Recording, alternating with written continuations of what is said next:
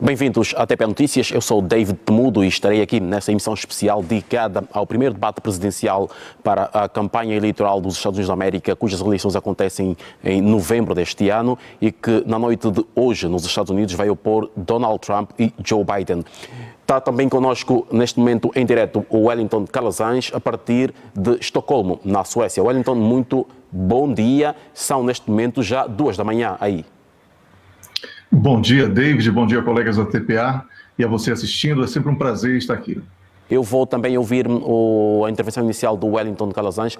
Wellington, ouvimos aqui essa contextualização histórica feita pelo Osvaldo. Entretanto, diferente dos debates já anteriores, destes televisionados, pelo menos, que já acontecem há pelo menos 60 anos, desta vez há esta novidade, o facto de serem dois candidatos já idosos e também pela primeira vez um presidente em funções na condição de idoso, passa a redundância, a competir com o que vai enfrentar melhor um ex-presidente. Nunca aconteceu na história norte-americana. David, é exatamente este o grande ponto de atenção de todos os cidadãos norte-americanos, né? Já que a cada 10 norte-americanos, 6 consideram os debates extremamente relevantes para a decisão do voto. Então, ainda que faltem 5 meses aproximadamente, né, para a realização das eleições nos Estados Unidos da América, a formação do sentido de consolidação de um cenário de vitória é iniciado com os debates nos Estados Unidos da América, e esse debate de hoje tem este diferencial, porque, a despeito das idades que ambos possuem, não estaremos aqui pondo em discussão no debate o passado dos candidatos, mas sim o presente e o futuro, porque o cenário geopolítico impõe uma revisão norte-americana de toda a sua política interna e externa, porque não estamos mais diante de uma potência única. Existe hoje um mundo multipolar que já é uma realidade, inclusive principalmente na questão econômica, com a China trazendo uma nova forma de apresentar o mundo. As tecnologias não são dominadas mais com exclusividade pelos norte-americanos. Temos questões de instabilidades regionais em praticamente todo o planeta e que colocam frente a frente interesses conflitantes entre Estados Unidos e outras potências. Então, esses candidatos, Donald Trump foi presidente da República, mas, por exemplo, se ele tentar resgatar a política do seu mandato em caso de reeleição agora ou de uma nova eleição agora, com o continente africano, ele irá condenar. Fizer um enfrentamento à China que ele fez no seu mandato, ele certamente irá condenar a indústria e o consumo, que é a base da economia norte-americana, ao fracasso. E, por sua vez, o Joe Biden, que é o atual presidente e tenta a reeleição, primeiro que ele tem como adversário a própria desconfiança dentro e fora do próprio partido sobre a sua capacidade cognitiva, já que a idade avançada faz com que muitas pessoas duvidem da sua capacidade mental, e isso não é desrespeito. Eu estou reproduzindo, inclusive, uma série de pensamentos de analistas norte-americanos sobre o tema, inclusive partidários dele. Então ele vai ter que provar que tem capacidade de formulação do seu próprio pensamento, segurança nas respostas, e vai ter que convencer de que a atual política vigente, que aponta para uma questão econômica interna, né, muito complexa, com um desemprego e números bastante controversos, né? O governo divulga uma coisa, meses depois os especialistas em economia dizem que não era bem aquilo que o governo apresentou. Então, o Joe Biden tem que provar que tem capacidade de formulação das suas ideias, com capacidade de enfrentar um concorrente extremamente hábil na comunicação, né, já que é uma pessoa da televisão e que vem desse mundo do vídeo e tem muita habilidade na comunicação, que é o Donald Trump, e ao mesmo tempo tentar convencer o norte-americano de que as coisas estão indo bem sob o seu comando, e o que é um desafio muito grande, porque a economia, a questão da imigração, que foi colocado pelo colega no estúdio, esse aspecto da imigração vai pesar muito, são pontos conflitantes entre o que pensa Donald Trump e o que pensa Joe Biden. Portanto, David, espero que nesse debate as questões de comportamento, de outras agendas secundárias, como a questão do aborto e etc., não sejam o centro das atenções, porque não é isso que fez dos Estados Unidos da América uma potência.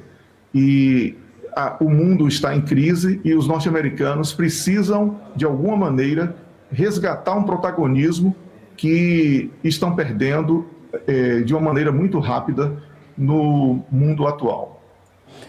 Obrigado, Wellington, por essas considerações iniciais também aqui, justamente a trazer já aqui à conversa aqueles que deverão ser os principais temas. Wellington, o Osvaldo olha aqui para questões mais da multilateralidade e, sobretudo, também para aquilo que é o posicionamento da América no mundo, e daí que, então, se pode perceber a importância que o mundo está a dar a este debate hoje e as eleições que vão acontecer em novembro. Entretanto, eu volto a colocar, Wellington, assim, a questão tal qual havia feito ao Osvaldo, as questões internas, a importância que elas têm. Por exemplo, há aqui a questão do aborto.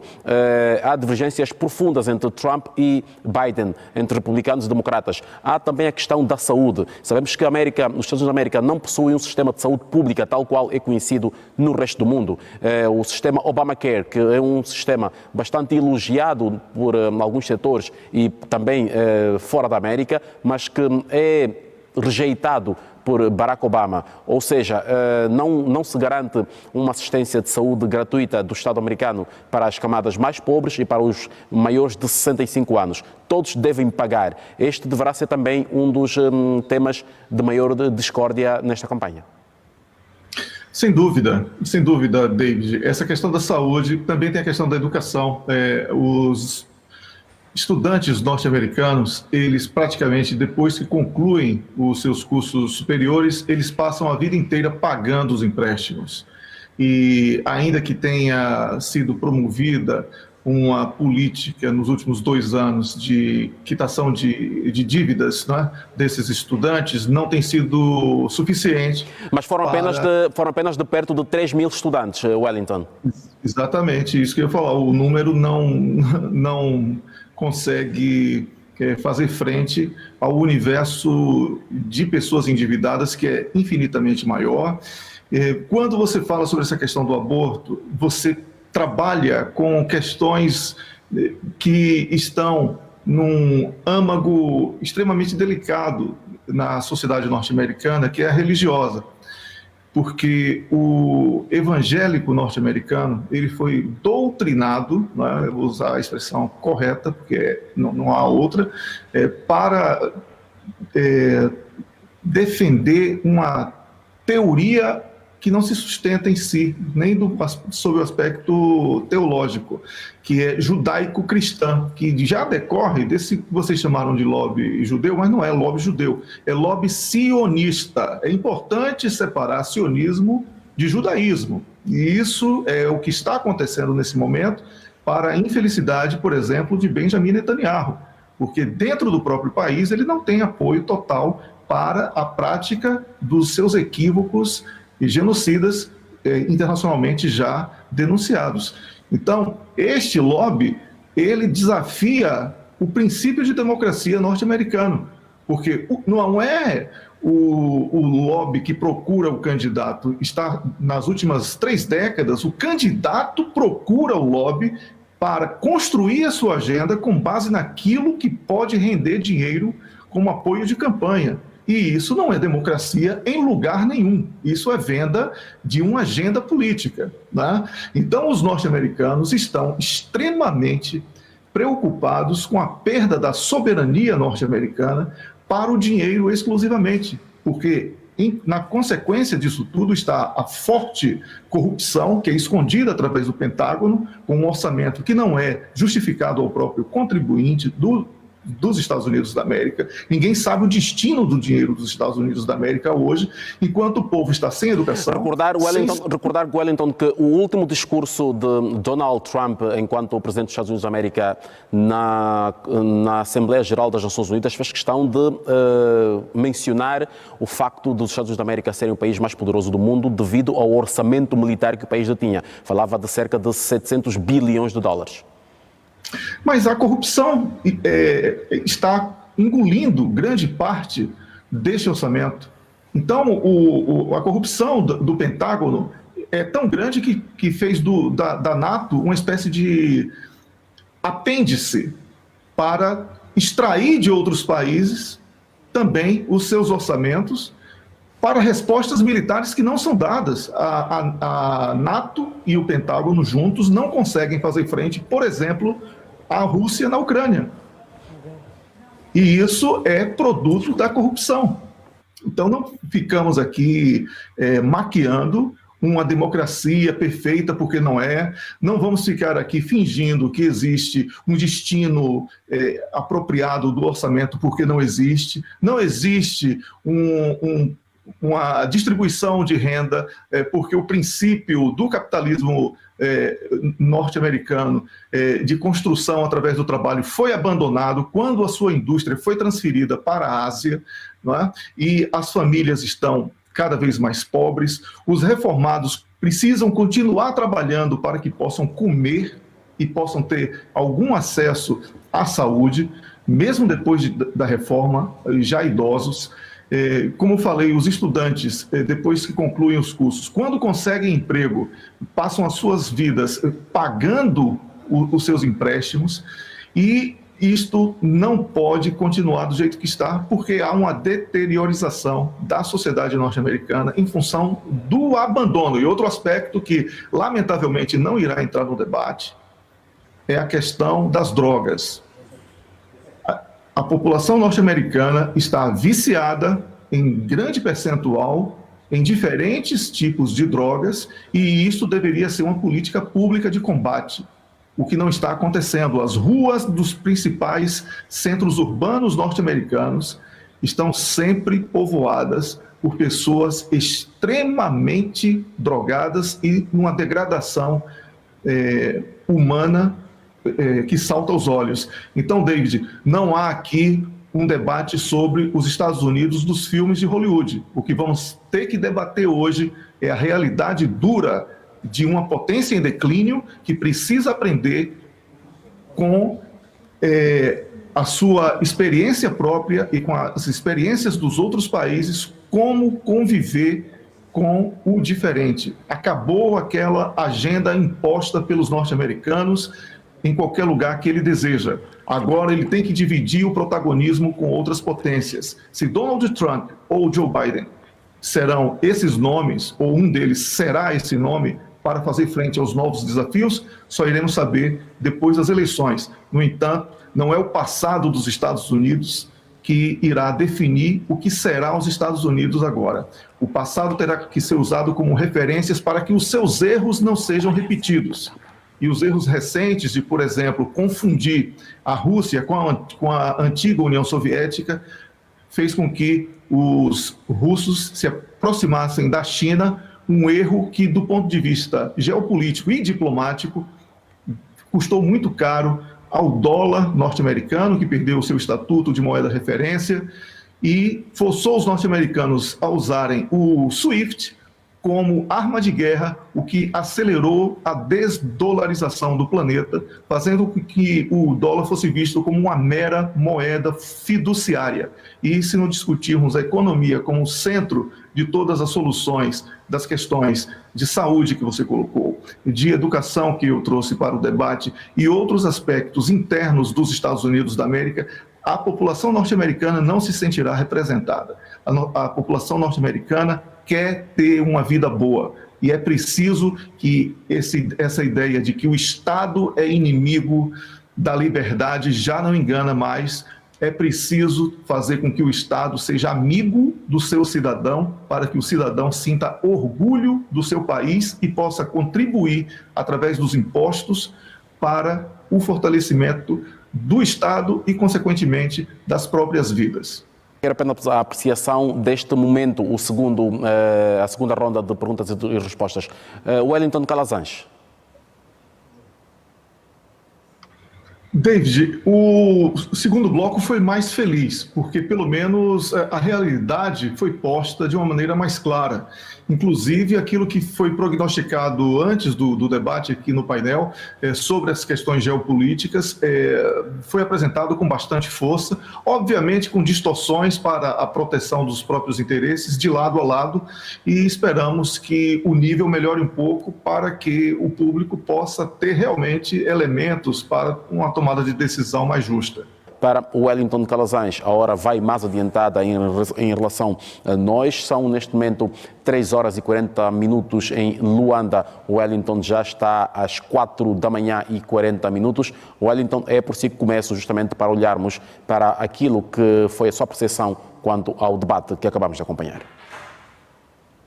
Eu considero que o debate tenha sido aquém da expectativa, mas refletiu bastante um ponto de crítica recíproco que serve como referência para os eleitores norte-americanos e também para os observadores internacionais, de que, ao trocarem farpas e acusações mútuas, os dois candidatos apresentam muitas fragilidades dos Estados Unidos da América na condição de potência mundial, e o próprio ex-presidente Donald Trump falou inúmeras vezes sobre a perda do prestígio internacional dos Estados Unidos da América, o que é uma realidade. Obviamente que ele se utilizou disso para fechar esta questão a partir do governo Joe Biden, o que não é uma verdade. Isso é uma construção que foi intensificada a partir de Bill Clinton e que veio até os dias de hoje, com uma constante, uma permanente queda no protagonismo norte-americano. A questão do emprego nos Estados Unidos foi muito mal debatida, porque não é uma questão apenas de taxar os produtos chineses que irá resolver, como foi proposto por Donald Trump, porque a indústria norte-americana foi transferida para a Ásia e, com isso, faltam empregos e falta uma política de retomada econômica interna, com postos de trabalho dentro dos Estados Unidos da América e investimento em infraestruturas, que as infraestruturas dos Estados Unidos da América gerariam muitos postos de trabalho, com um detalhe: são extremamente necessárias para uma competitividade e estão em degradação. Então, questões importantes fugiram do debate por causa de uma espécie de teatro que é construído pelo pessoal do marketing de cada candidato. Eles ficam muito presos à necessidade de parecerem mais fortes do que são, mais saudáveis do que são. Um chamou o outro para jogar golfe, o outro chamou... mas quando, na verdade, ambos suportariam no máximo ali um jogo de cartas. Ambos são idosos, foi um milagre eles conseguirem 90 minutos num debate, e a questão física de ambos é nitidamente um aspecto extremamente frágil, e estamos falando de um ponto para 4 anos de mandato, ou seja, estarão bem mais idosos ao final de cada mandato. Voltando ao debate, obviamente que esse conjunto de regras que são definidas para o debate e as perguntas, elas engessam muito os candidatos em questões que são postas ali pelos organizadores do evento, quando outras questões que são muito mais relevantes saem do debate e prejudicam a apreciação do eleitor norte-americano sobre aspectos que atingem diretamente as suas respectivas vidas.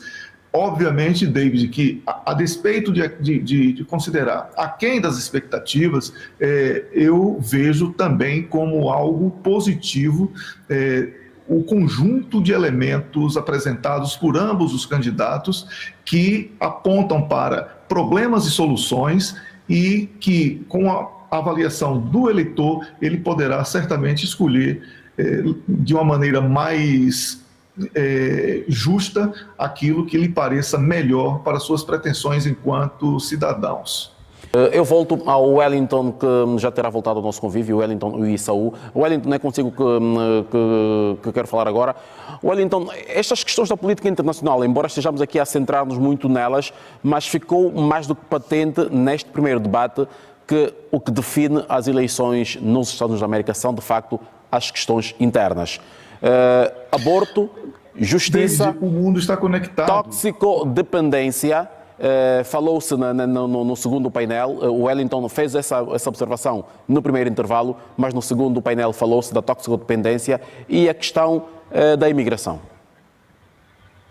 Exatamente. É porque debater a imigração apenas do ponto de vista do preconceito contra o imigrante não é justo, porque a grande causa da imigração tem culpa dos Estados Unidos da América por causa de guerras, instabilidades e sabotagens em outros países. Ou muda essa política internacional, ou vai continuar debatendo apenas as consequências e não as causas.